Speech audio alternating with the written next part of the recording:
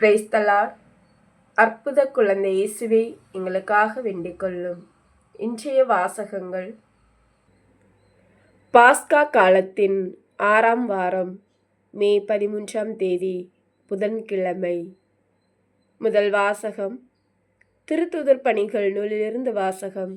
அதிகாரம் 17, இறை வார்த்தைகள் 15 முதல் 22, மேலும் அதிகாரம் 18, இறை வார்த்தைகள் 1 முடிய. அந்நாட்களில் பவுலுடன் சென்றவர்கள் அவரை ஏதென்சு வரை அழைத்துச் சென்றார்கள். சீலாவும் தீமோத்தேயுவும் விரைவில் வந்து சேர வேண்டும் என்னும் கட்டளையை பவுலிடமிருந்து பெற்றுக்கொண்டு அவர்கள் திரும்பிச் சென்றார்கள். அரையோப்பாகு மன்றத்தின் நடுவில் பவுல் எழுந்து நின்று கூறியது: ஏதென்சு நகர மக்களே, நீங்கள் மிகுந்த சமய பற்றுள்ளவர்கள் என்பதை நான் காண்கிறேன். நான் உங்களுடைய தொழுகை இடங்களை உற்று பார்த்து கொண்டு வந்தபோது அறியாத தெய்வத்துக்கு என்று எழுதப்பட்டிருந்த பலிபீடம் ஒன்றை கண்டேன். நீங்கள் அறியாமல் வழிபட்டு கொண்டிருக்கும் அந்த தெய்வத்தையே நான் உங்களுக்கு அறிவிக்கிறேன். உலகையும் அதில் உள்ள அனைத்தையும் படைத்த கடவுள், விண்ணுக்கும் மண்ணுக்கும் ஆண்டவர்.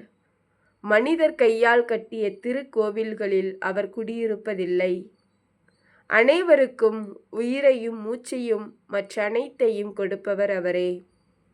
எனவே மனிதர் கையால் செய்யும் ஊழியம் எதுவும் அவருக்கு தேவையில்லை.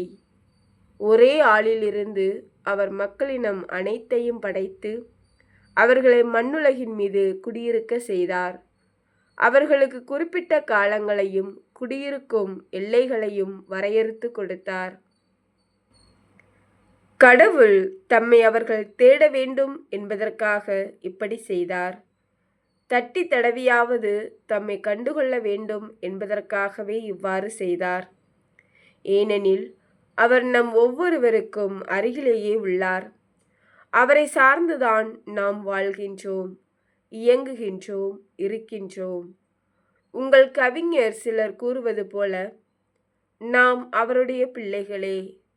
நாம் கடவுளுடைய பிள்ளைகளாய் இருப்பதால் மனித கற்பனையாலும் சிற்ப வேலை திறமையாலும் உருவாக்கப்பட்ட பொன், வெள்ளி, கல் உருவங்களைப் போல கடவுள் இருப்பார் என நாம் எண்ணுவது முறையாகாது. ஏனெனில் மக்கள் அறியாமையில் வாழ்ந்த காலத்தில் கடவுள் இதனை பொருட்படுத்தவில்லை.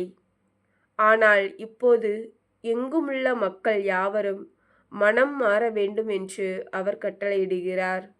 ஏனென்றால் ஒரு நாள் வரும், அப்போது தாம் நியமித்த ஒருவரை கொண்டு அவர் உலகத்துக்கு நேர்மையான தீர்ப்பு அளிப்பார். இறந்த அவரை உயிர்த்தெழச் செய்ததன் வழியாக இந்நம்பிக்கை உறுதியானது என எல்லாருக்கும் தெளிவுபடுத்தினார்.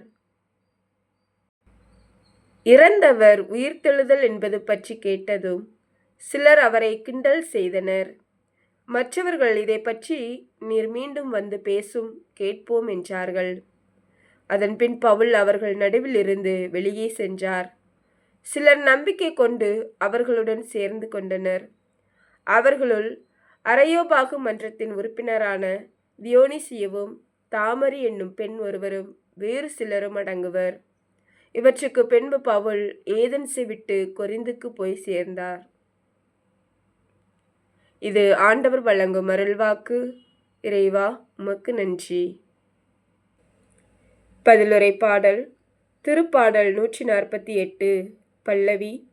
ஆண்டவரே, விண்ணும் மண்ணும் உமது மாட்சியால் நிறைந்துள்ளன. அல்லேலுயா, வாழ்த்தொலி. உங்களோடு என்றும் இருக்கும்படி மற்றொரு துணையாளரை உங்களுக்கு தருமாறு நான் தந்தையிடம் கேட்பேன். தந்தை அவரை உங்களுக்கு அருள்வார். நற்செய்தி வாசகம். புனித யோவான் எழுதிய நற்செய்தியிலிருந்து வாசகம். அதிகாரம் 16, இறை வார்த்தைகள் 12 முதல் 15 முடிய. அக்காலத்தில் இயேசு தம் சீடரை நோக்கி கூறியது: நான் உங்களிடம் சொல்ல வேண்டியவை இன்னும் பல உள்ளன, ஆனால் அவற்றை இப்போது உங்களால் தாங்க இயலாது. உண்மையை வெளிப்படுத்தும் தூய ஆவியார் வரும்போது அவர் முழு உண்மையை நோக்கி உங்களை வழிநடத்துவார். அவர் தாமாக எதையும் பேச மாட்டார். தாம் கேட்பதையே பேசுவார். வரப்போகிறவற்றை உங்களுக்கு அறிவிப்பார். அவர் என்னிடமிருந்து கேட்டு உங்களுக்கு அறிவிப்பார். இவ்வாறு அவர் என்னை மாட்சிப்படுத்துவார். தந்தையுடையவை யாவும் என்னுடையவையே. எனவேதான் அவர் என்னிடமிருந்து பெற்று உங்களுக்கு அறிவிப்பார் என்றேன். இது கிறிஸ்து வழங்கும் நற்செய்தி. கிறிஸ்துவே உமக்கு புகழ். சிந்தனை: இறுதி காலத்தில் மக்கள் கடவுளின் கட்டளைகளை மதிக்காமல் நடப்பர். மக்களிடையே மனக்கசப்பும் வெறுப்பும் நிலவும். மனிதர்கள் உலகையே அழிக்கும் பயங்கர ஆயுதங்களை கண்டுபிடிப்பர். இயற்கை சக்திகளால் சிறிது சிறிதாக அழிவுகள் ஏற்பட கடவுள் அனுமதிப்பார் என்றும் அன்னை மரியா காட்சி கொடுக்கும்போது பாத்திமா என்னுமிடத்தில் லூசியா, பிரான்சிஸ், ஜெசிந்தா ஆகிய 3 சிறுவர்களுக்கு இவ்வாறு சொல்லி காட்சியளித்தார். அன்னை மரியா கூறியவை அனைத்தும் நிறைவேறிக் கொண்டிருப்பதை கண்கூடாக காண்கிறோம். மனமாற்றம் பெற்று கடவுளுக்கு விருப்பமானவர்களாக வாழ முயல்வோம். அன்னை மரியா கூறியதைப் போல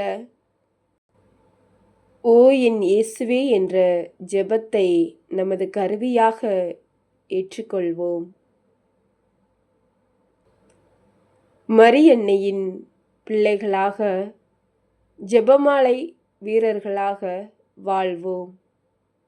சிந்திப்போம். ஆமேன். Praise the Lord. அற்புத குழந்தை இயேசுவே எங்களுக்காக வேண்டிக் கொள்ளும். Thank you Jesus.